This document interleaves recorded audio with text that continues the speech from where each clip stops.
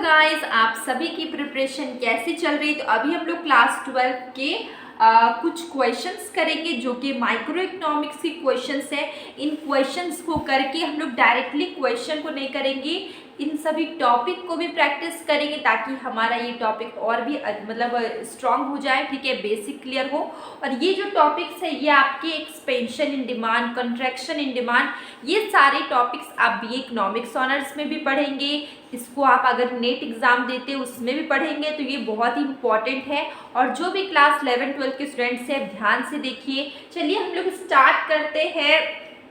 Simple सा topic है, expansion और contraction in demand are caused by. तो ये एक्सपेंशन और कंट्रैक्शन क्यों होता है? ठीक है, इसका रीजन क्या है? देखिए यहाँ पे एक मैंने छोटा सा डायग्राम बनाया है। यहाँ पे आपका है प्राइस और यहाँ पे है आपका क्वांटिटी,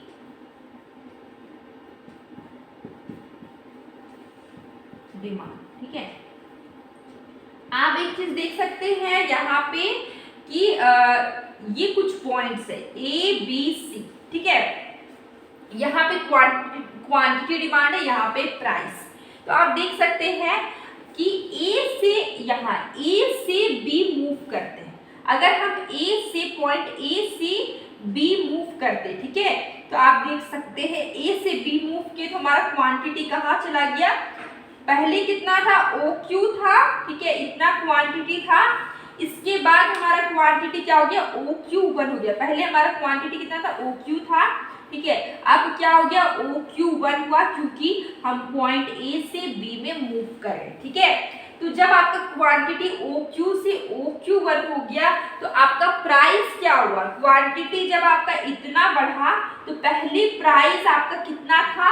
OP। पहले प्राइस कितना था? OP। इतना प्राइस था आपका, अब क्या हो गया? OP1 हो गया। तो देखिए आप देख सकते हैं क्वांटिटी आपका जब बढ़ा OQ2 OQ1 तो आपका प्राइस OP से OP1 घट गया। ठीक है, तो इसको क्या बोलेंगे? जब प्राइस फॉल करता है, ठीक है, जब प्राइस फॉल करता है और क्वांटिटी डिमांड बढ़ता है, इंक्रीज होता है, राइज होता है, तो ये आपका क्या होता है? कौन सा केस? Expansion in demand. ठीक है, समझ में आ गया। अब हम लोग करते हैं कंट्रैक्शन इन डिमांड। ठीक है, कंट्रैक्शन इन डिमांड को हम लोग यहाँ पे समझते हैं।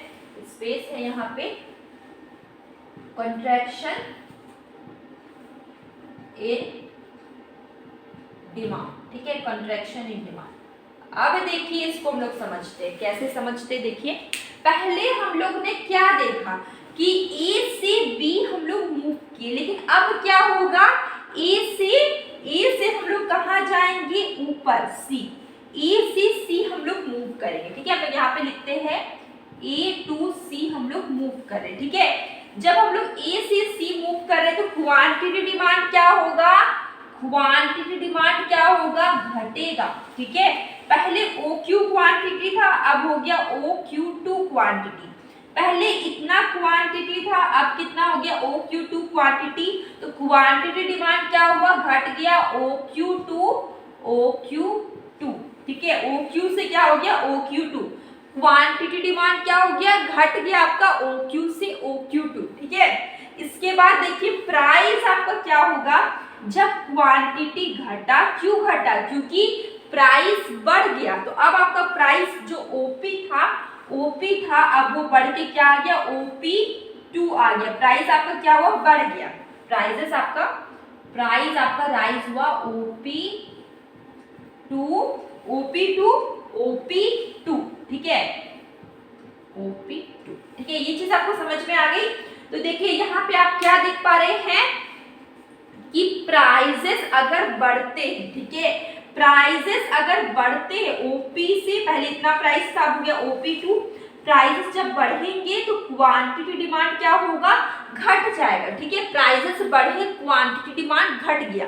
वही अगर प्राइसेस घटते हैं, देखिए आप देख सकते हैं प्राइसेस यहाँ पे पहले OP था, OP, अब प्राइस क्या हो गया? OP1। प्राइस जब घटता है तो क्या होता है? डिमांड आपका बढ़ जाता है, तो OQ से OQ1 हो गया। तो आप क्या देख पाए कि expansion in demand, contraction in demand में आपने क्या समझा?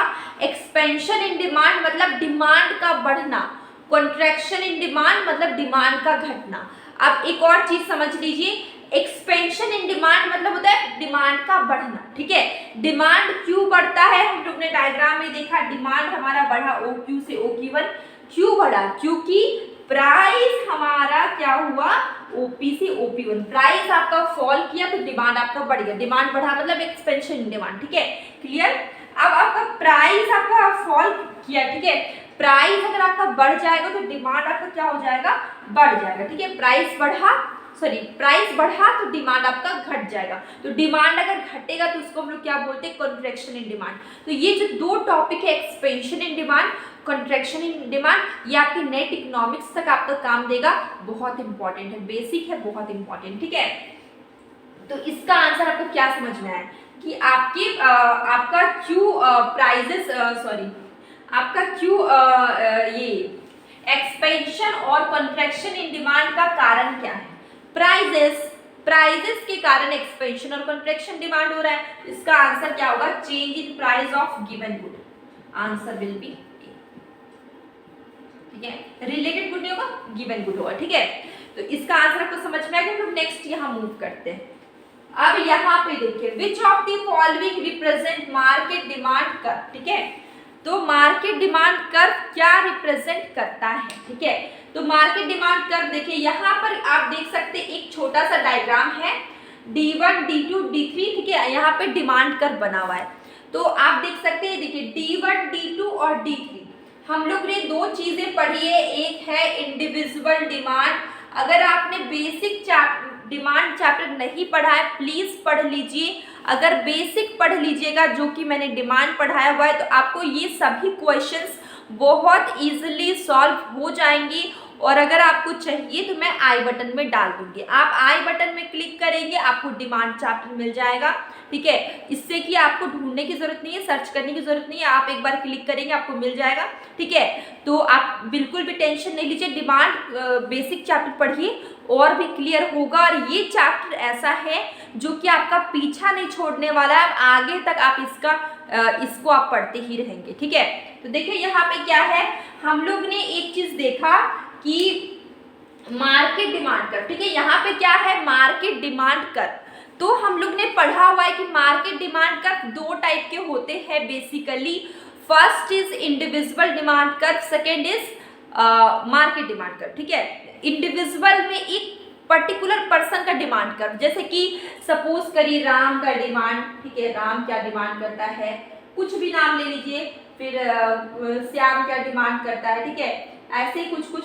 तो इंडिविजुअल के डिमांड की बात करें तो वो है इंडिविजुअल, एक पर्टिकुलर इंसान का डिमांड अगर हम बात करें तो वो इंडिविजुअल डिमांड कर रहे। लेकिन अगर हम किसी सोसाइटी में रहने वाले या किसी इकोनॉमी में रहने वाले सभी का डिमांड कर्व की बात करेंगे तो वो क्या होगा? मार्केट डिमांड कर्व, ठीक है।